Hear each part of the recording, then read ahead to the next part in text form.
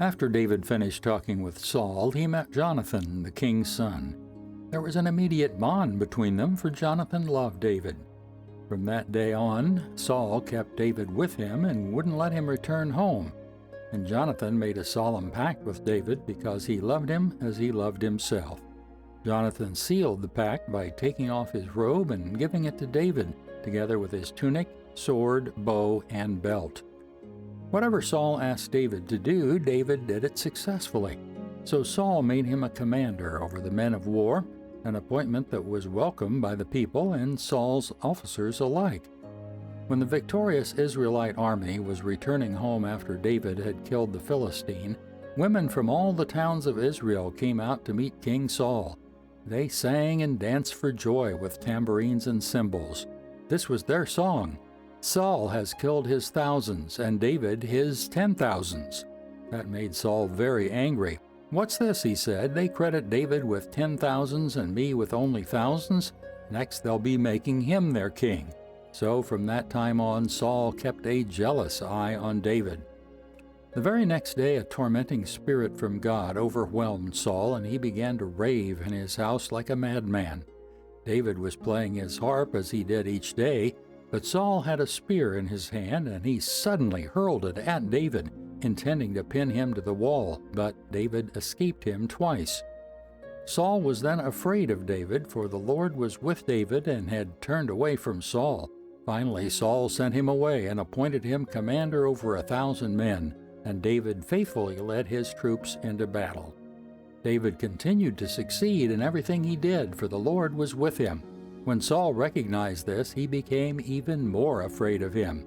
But all Israel and Judah loved David because he was so successful at leading his troops into battle.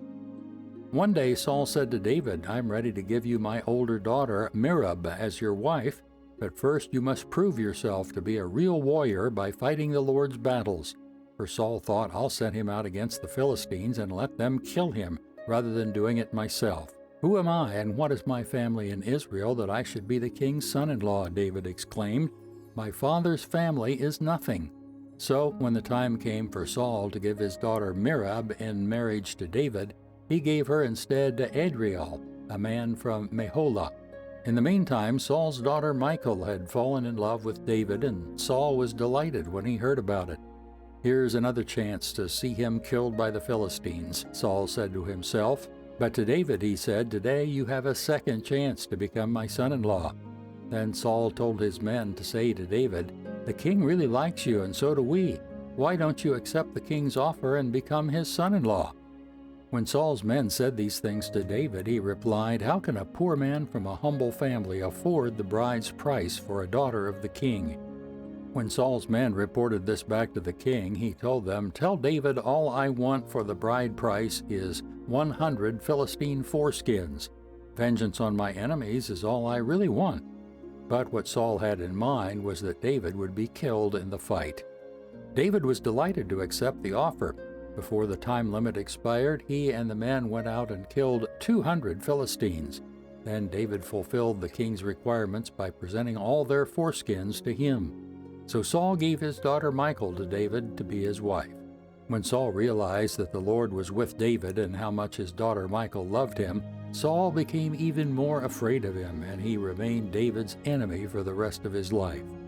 Every time the commanders of the Philistines attacked, David was more successful against them than all the rest of Saul's officers. So David's name became very famous.